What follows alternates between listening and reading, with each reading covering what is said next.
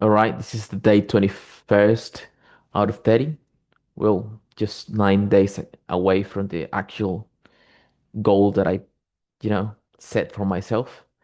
I'm just gonna start reading now, from what I left off yesterday. So we look at other people who, from a distance, seems to be easy street, but they they're they're dealing with their own problems. Bills appears to be crashing. He retires on a healthy pension. The house is paid off, and he drives a nice car, eats in fine restaurants. He takes overseas vacation, plays some golf. What we don't know is that he's using his insurance company. The roof is leaking. His son is on cocaine, and some bulgar will have his video recorded by his time tomorrow. All of us are constantly challenged. Another reason doesn't get simpler.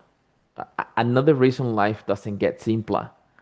When things get too easy, we look for more problems. We say we say to ourselves, I can't do this with my eyes shut. I need a challenge.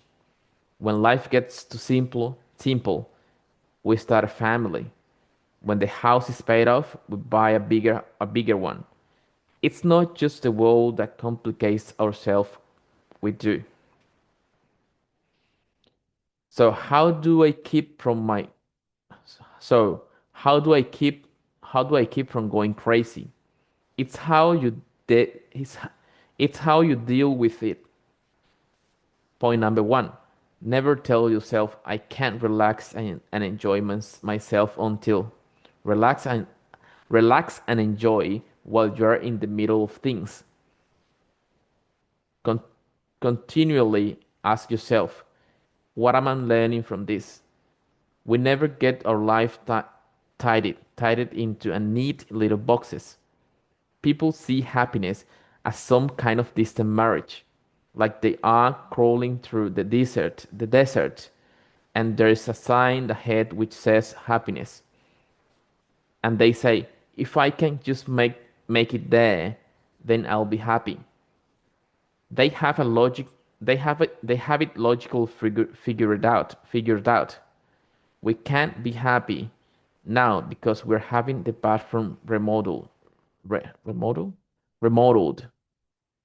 But the next month, the kids have the flu, and the cat's on heat. The in-laws are coming to stay, and they say around the next April. Teaching others a lesson. Have you ever been very excited about a book that you just read? You take it to a friend and say, read this, it's fantastic. Then you hold your breast waiting for their enthusiastic phone call, but they never call. 6 months later, you ask for your book, and 6 months later, you ask for your book to find A, they never read it, and B, they've lost it. The lesson here, which applies to friendly advice as well as book, which applies to advice as well as book, is that just become because you are re- just because you are ready for information doesn't mean everyone else is ready. In a nutshell, if people aren't asking you, they usually don't want the information. So what am I to what am I to learn from this? Reflect on this Reflect on your life to this point, and you'll perhaps see a reason why you took the path you did. You'll see people dotted through your past teachers, lovers, and even strangers on airplanes who gave you direction. You'll remember a book you found in a junk shop which shaped your thinking. You will recall accidents, heartaches, illnesses, failures, and financial crises that made you stronger and and taught you compassion. You'll see you'll see disasters which in retrospect were more likely a part of a larger scheme. You might get that feeling that you have been learning a series of lessons in just the right order. You might sense that one thing was always leading to another. In the beginning, it's difficult to see disaster in perspective. There is a lag time while we're telling ourselves, this is not part of the approved script. Sorry, God, you made a big mistake. It takes us 6 months to figure how getting fired was actually part of the plan. The universe is patient and persistent teacher. Watch the signals and life runs relatively smoothly, but fall asleep at the wheel and whoa, you attract a major learning experience, bankruptcy, a divorce, a heart attack. Fred might argue there's no life path. Everyone has to be somewhere at some time. As he as he as he expand his awareness, he might he might not notice. He might notice his own unfolding curriculum. So, where are my next lessons? They are usually right under the no, they are usually right under our noses, and often we know exactly what they are, and we're hoping they'll go away. Two, the universe has no favorites. Your success and happiness depend on natural laws and principles and how you use them.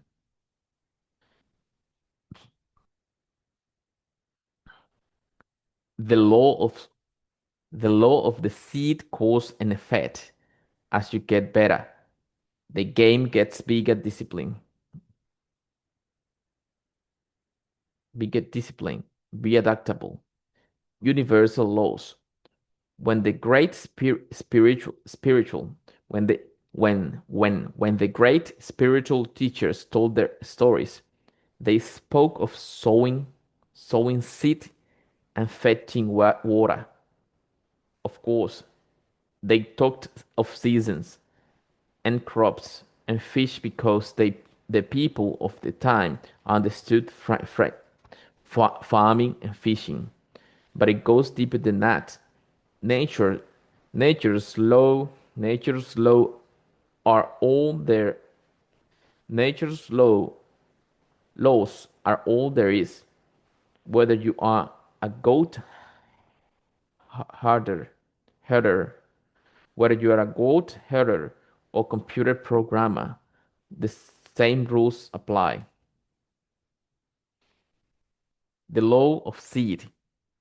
In my first book, Being Happy, I talk about some of nature's laws.